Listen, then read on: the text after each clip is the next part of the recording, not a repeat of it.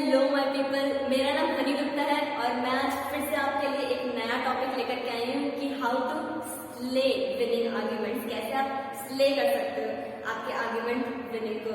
और यहाँ पर मैं आर्ग्यूमेंट्स में ऐसे आर्ग्यूमेंट्स के बारे में बात करूंगी जिस आर्ग्यूमेंट्स में हम चाहते हैं वो आर्ग्यूमेंट्स को जीतना, किसी भी कीमत पर में हम वो आर्ग्यूमेंट्स को जीतना चाहते हैं, फिर चाहे वो खुद के कॉस्ट में हो रहा होता है या तो फिर वो किसी और के कॉस्ट में हो रहा होता है, पर हम उस आर्ग्यूमेंट्स को किसी भी कीमत पर जीतना चाह रहे होते हैं। ऐसे आर्ग्यूमेंट्स को वाकई में जीतना कैसे है, स्ले कैसे करना है ऐसे आर्ग्यूमेंट्स को, इस चीज के बारे में आज मैं लाई हूँ। और ऐसे आर्ग्यूमेंट्स वहां भी होता है जहां पर में दो इंडिविजुअल जो है वो चाहते हैं कि वो जो है वो सही साबित हो रहे हो या फिर उनकी बात सही साबित हो रही है, वहां पर में भी आर्ग्यूमेंट होता है। और आर्ग्यूमेंट वहां भी रहेगा जहां पर में कोई ह्यूमिलिएटेड रहता है पूरी तरह से और फिर वो चाहता है कि सामने वाले को वो पूरी तरह से बताए नहीं, बस उसके ऊपर में डाल रहा है, ब्लेम कर रहा है कि तुम्हारी वजह से, ऑमिट कर रहा है उसके ऊपर में। तो वहां पर में भी जनाब आर्ग्यूमेंट हो रहा रहता है, वहां पर में भी आर्ग्यूमेंट करते हैं, वो भी आर्ग्यूमेंट होता है। और ये भी होता है आर्ग्यूमेंट जब आप किसी को ह्यूमिलिएट करना चाहते हो, पूरी तरह से ह्यूमिलिएट करना चाहते हो, वहां पर में भी आर्ग्यूमेंट होता है। अब आर्ग्यूमेंट्स को जीतना कैसे, जब भी कोई आर्ग्यूमेंट कर रहा है तो एक बात आपको पता होनी चाहिए कि अगर दो लोग आर्ग्यूमेंट कर रहे हैं तो फिर दोनों ही जन डिफेंसिव है, दोनों ही बचाना चाहता है अपनी सेल्फ एस्टीम को, अपने सेल्फ रिस्पेक्ट को, अपने ईगो को वो बचाना चाहता है, तो इसलिए वो आर्ग्यू कर रहे हैं।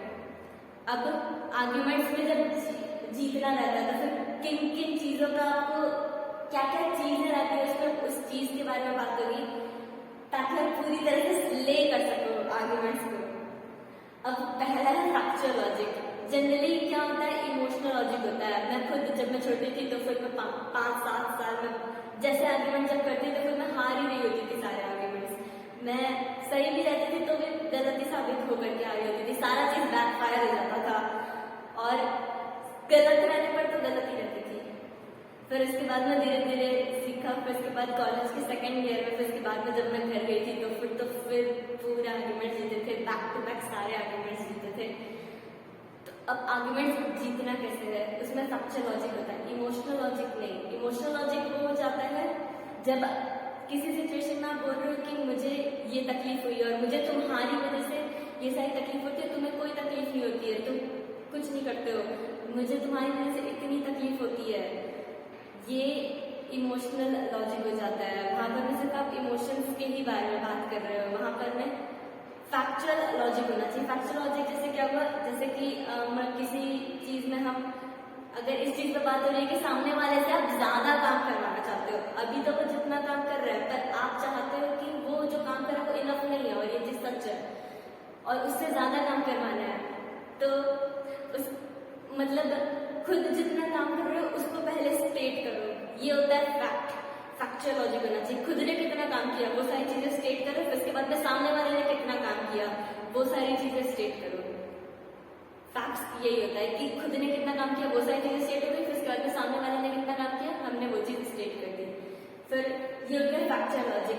पहले फैक्ट्स पता होना चाहिए, अगर फैक्ट्स नहीं पता तो पहले रुको और देखो जिस चीज के बारे में आर्ग्यू करने जा रहे हो, जिस भी टॉपिक के बारे में आर्ग्यू करने जा रहे हो उस चीज के बारे में एक बार देखो कि फैक्ट्स क्या है, उस चीज के बारे में किस चीज के ऊपर में आर्ग्यू कर रहे हो, पर रुक करके देखो।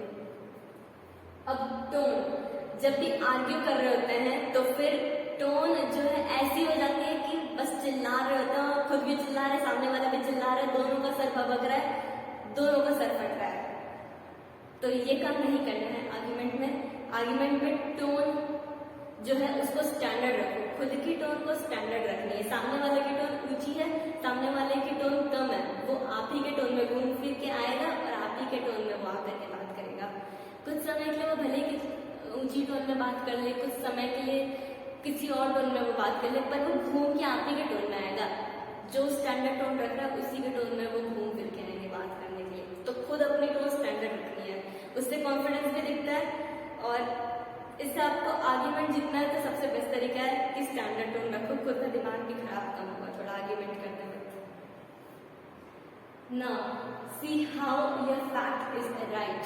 जब आप आगे कर रहे हो तो आप जो भी फैक्ट बता रहे हो वो फैक्ट को जब आप बताते हो तो कई बार ऐसे करते हैं कि हम अपने फैक्ट को तो बता रहे हैं, फिर हम यही फैक्ट को बताते हुए ये चीज भी सोच रहे होते हैं बैक ऑफ द माइंड कि अब सामने वाला जो है इस फैक्ट में से ये सारे लूप होल्स निकालेगा और फिर वो ये सारी चीजें पकड़ेगा और ये इसी चीज पर में वो उल्टा बोलेगा और वही चीज क्या क्या चीज उसमें से बैकफायर करेगी, वो सारी चीजों पर में ध्यान जा रहा होता है।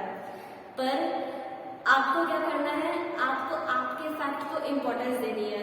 जब आप आपके फैक्ट को बता रहे हो तो खुद आप आपके फैक्ट को पूरी तरह से इम्पोर्टेंस दो। सामने वाला भले ही शुरू में नहीं देगा इम्पोर्टेंस क्योंकि उसको आदत नहीं है कि आप आपके फैक्ट को इम्पोर्टेंस दे करके इस तरह से बात कर रहे हो, पर सामने वाला कुछ समय में वो आपके फैक्ट को उसको इम्पोर्टेंस देना होगा, वो भी फिर आपके फैक्ट को इम्पोर्टेंस देगा जब खुद आप जब बात करोगे खुद के फैक्ट के बारे में इम्पोर्टेंस देते हुए। और वो उसको इम्पोर्टेंस देना इसलिए जरूरी है क्योंकि आर्ग्यूमेंट अगर कंटिन्यू करना है तो फिर वैल्यूएबल चीज तो आपने बताई है जनाब, तो फिर उस चीज को भी उसको इम्पोर्टेंस देना होगा। ऐसा नहीं आपको करने की भी जरूरत नहीं कि अब आप आर्ग्यूमेंट कंटिन्यू नहीं कर रहे हो आगे, आर्ग्यूमेंट आप कंटिन्यू भी कर रहे होगे आगे तो भी ये जो भी फैक्ट आप बोल रहे हो उसकी वैल्यू आप खुद इम्पोर्टेंस दो, फिर वो भी सामने वाला भी घूम फिर के आएगा, इम्पोर्टेंस वो भी देगा। ठीक है, ये चीज हर कोई करता है सबकॉन्शियसली में, ये चीज फिर फंस जाती है। Let them complete their sentence then you complete yours. कभी भी आर्ग्यूमेंट में कई बार ऐसा होता है कि आप खुद के आर्ग्यूमेंट्स, जब सामने वाले ने आर्ग्यूमेंट कुछ किया है तो आप उसी का जो है लास्ट वाला जहां पर मैं उसने सेंटेंस खत्म किया उसी को आप कंटिन्यू कर देते हो। तो ऐसे में आप जिस चीज का टॉपिक है आर्ग्यूमेंट, वो टॉपिक से भी भटक जा रहे हो, वो गोल से भी भटक जा रहे हो। जिस चीज का आर्ग्यूमेंट है वो चीज आपको पता होनी चाहिए। Stick your topic, stick with your topic, right. और ऐसे में करने से बस लूप्स बन रहे होते हैं जनाब, आप लूप्स बस बना रहे होते हैं, आर्ग्यूमेंट कहीं नहीं जा रही होती है। बस एंड से शुरू करोगे उसके सेंटेंस से तो फिर कहीं नहीं जा रही होती है ये, और फिर आप उसी के ही तरफ में जा रहे होते हो। आपको जीतना आर्ग्यूमेंट तो फिर उसके एंड से शुरू नहीं करना है जहां पर सेंटेंस उसने खत्म किया है। उसने सेंटेंस पूरा कंप्लीट किया, फिर उसके बाद में आप वो सारी चीजें बताइए जिस चीज के बारे में आपको आर्ग्यूमेंट करना है, जिस चीज के बारे में आपके फैक्ट्स हैं, आप आपके फैक्ट्स को स्टेट करिए। आपको जिस भी चीज पर बात करनी है वो सारी चीजों पर फिर आप बात करिए। एंड जिस भी चीज पर में आर्ग्यूमेंट जब कर रहे होते हैं तो फिर सामने वाले को पूरा उसका सेंटेंस कंप्लीट करने दीजिए। जब आप सामने वाले को पूरा सेंटेंस कंप्लीट करने देते हो तो फिर एक तो कॉन्फिडेंस भी रिफ्लेक्ट होता है कि आप कॉन्फिडेंट हो, दूसरा ये भी चीज रिफ्लेक्ट होता है कि सामने वाले ने उसको हर्ड की फीलिंग आ जाती है। क्योंकि जब हम आगे बढ़ते हैं तो हम ये चीज चाहते हैं कि हम जो भी चीजें बता रहे हैं जनाब वो सामने वाले तक पहुंच रही हो, वो सामने वाले तक पहुंच रही हो, तो आप उसको हर्ड की फीलिंग दीजिए। फिर उसके बाद में आप भी आपका सेंटेंस कंप्लीट करिए, और अगर फिर वो स्टॉप करता तो फिर उसको बोलिए कि आई हैव हर्ड यू, मैंने तुम्हारा सेंटेंस पूरा सुना, अब आप भी पूरा मेरा आर्ग्यूमेंट सुनो। नाउ कंप्लेन लाइक प्रो, ये वाली चीज बुक में है, how to influence friends and how to influence friends and win people, Dale Carnegie की है, बहुत ज्यादा फेमस है। सेल्फ हेल्प बुक में इसका नाम बहुत टॉप पर आ रहा होता है। इसमें यही चीज है कंप्लेन विद प्रो में, ऐसा लगता है कि जब आप किसी भी चीज की कंप्लेन कर रहे हो, जब आप चाहते हो कि सामने वाला ये चीजों को बदले, उसमें ये सारी चीजों में वो बदलाव लाए, तो उसमें आपको कंप्लेन कैसे करना रहता है। डेल कार्नेगी ने ये बताया है और इट रियली वर्क्स। मैं भी इसको हर चीज अब मैं अप्लाई ज्यादा से ज्यादा करने की कोशिश करती हूँ कि पहले सामने वाले की सारी जितनी भी अच्छी चीजें उस चीज के प्रेस करो। अगर आप कोई सी चीज उसकी बदलना चाहते हो, पहले जाकर के उसकी सारी चीजें प्रेस करो, जिस भी चीजें वो अच्छा है।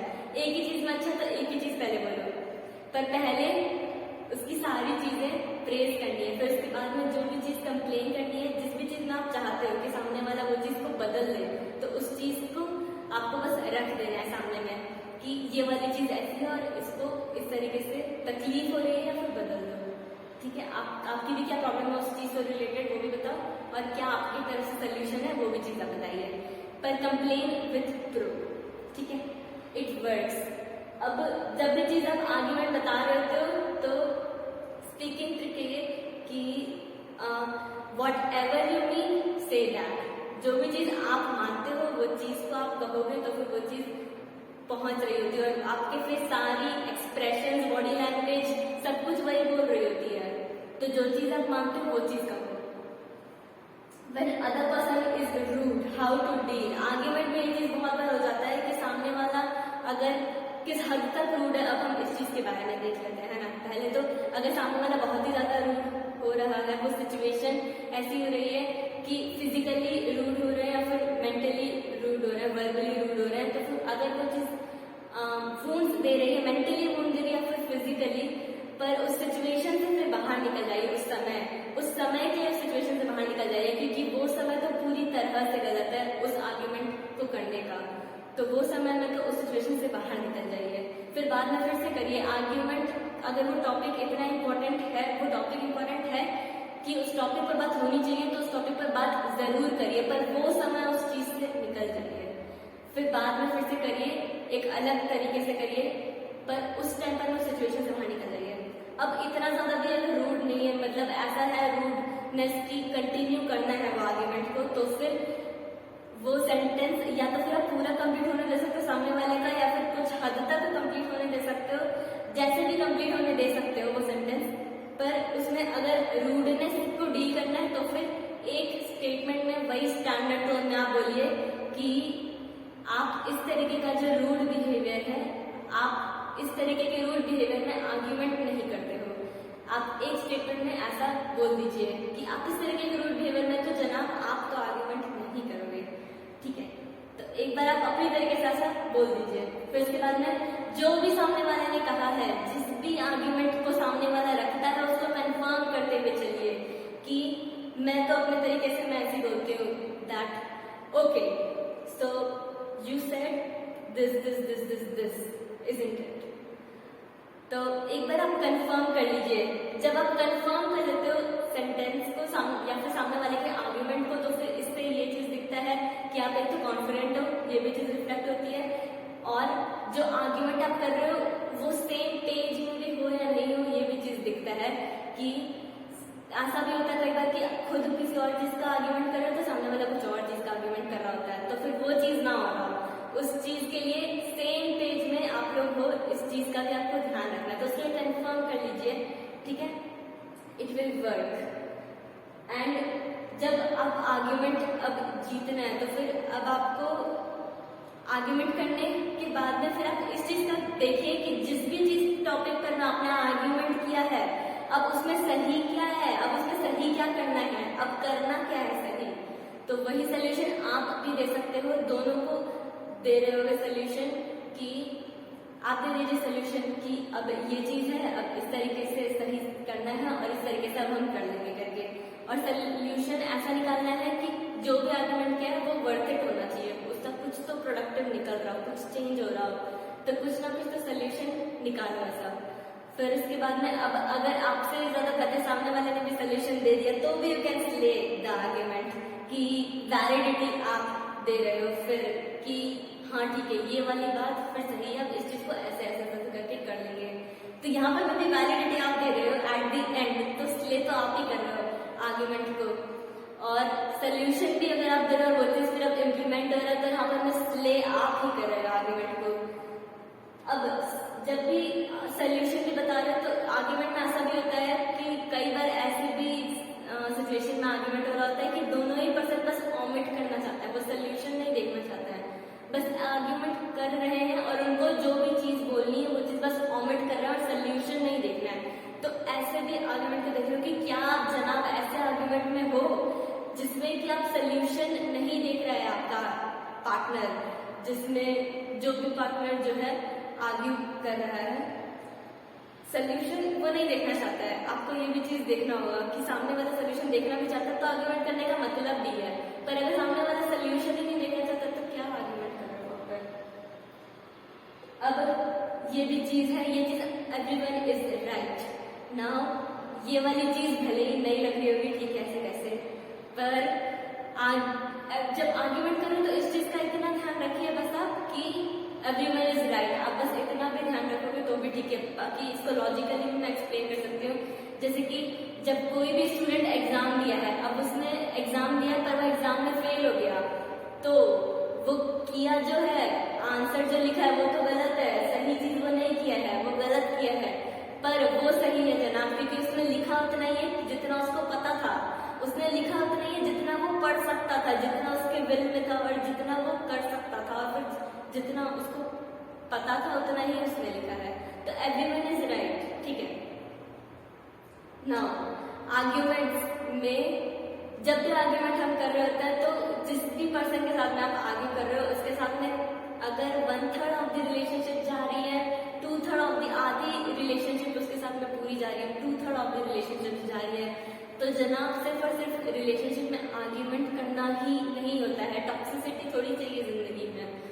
ऐसा नहीं कि अब उस पर्सन को हटा दो, पर्सन को भी हटाने की जरूरत नहीं है। आर्ग्यूमेंट्स के बजाय कुछ और भी हो सकता है, डिस्कशन भी हो सकता है, डिबेट भी हो सकता है, ह्यूमर, कंपैशन, ये सब भी हो सकता है। तो सिर्फ आर्ग्यूमेंट ही जिंदगी भर नहीं करते रहना है। हालांकि slay the arguments, win the arguments, बिना जीते छोड़ना भी आर्ग्यूमेंट का क्या मतलब है। आर्ग्यूमेंट किसी चीज को पकड़ो तो उसको जीतो पूरी तरह से, पूरा उसका रस निकलना चाहिए, फिर उसके बाद में उस चीज को छोड़ दो, क्योंकि पता है आर्ग्यूमेंट्स से खराब ही होता है सब कुछ। बॉन्ड्स भी सीवियर होते हैं, खुद के हेल्थ के लिए भी सही नहीं है, ना ही कि सामने वाले की हेल्थ के लिए सही है। कोई ऐसा नहीं बोलेगा कि आर्ग्यूमेंट्स की वजह से मेरी हेल्थ सही हो गई, वो आर्ग्यूमेंट करता रहता था, तो ऐसा नहीं होता है। आर्ग्यूमेंट में बस इतना ही है, और अब आपको समझ में आ रहा है। और आर्ग्यूमेंट को भी अब धीरे धीरे करके छोड़ना है, तो उसके लिए आपको आपकी सिक्योरिटी को डेवलप करना होगा। सिक्योरिटी, ईगो डेवलप कैसे होगा, सिक्योरिटी कैसे डेवलप होगी आपकी, जब आप कोई ऐसी काम करोगे जिस काम को आप वाकई में करना चाहते हो, तो आपकी सिक्योरिटी डेवलप होगी। तो ऐसे काम को करिए जिस काम को आप वाकई में करना चाहते हो। कुछ हॉबी हो, कुछ या फिर ऐसी जगह चले जाओ जिस जगह पर आपको जाना पसंद है, कुछ खाना खा लिए अपनी पसंद का, कुछ भी कपड़े पहन लिए अपने पसंद के। ईगो, सिक्योरिटी भी जो है धीरे धीरे करके डेवलप होनी चाहिए। वो धीरे धीरे करके जैसे जैसे डेवलप होगी आपकी सिक्योरिटी, धीरे धीरे करके आप आर्ग्यूमेंट्स भी जो है कम करने लग जाओगे। मेरा भी ऐसे था, मैं भी धीरे धीरे करके मेरी सिक्योरिटी डेवलप हुई। अब मैं भी अपना जो है अपनी फील्ड, मैं ऐसी फील्ड में काम करने लग गई हूँ जिस फील्ड में मेरे को वाकई में करना है, तो मेरी सिक्योरिटी धीरे धीरे करके डेवलप होने लगी है। तो सिक्योरिटी डेवलप होना बहुत जरूरी है। तो धीरे धीरे करके आप आर्ग्यूमेंट्स करना छोड़ोगे ना। आर्ग्यूमेंट सिर्फ नहीं है, again live your life to the fullest and it is your life, live it now. Thank you for subscribing my channel, whenever you choose to subscribe my channel, thank you for that and love you so much.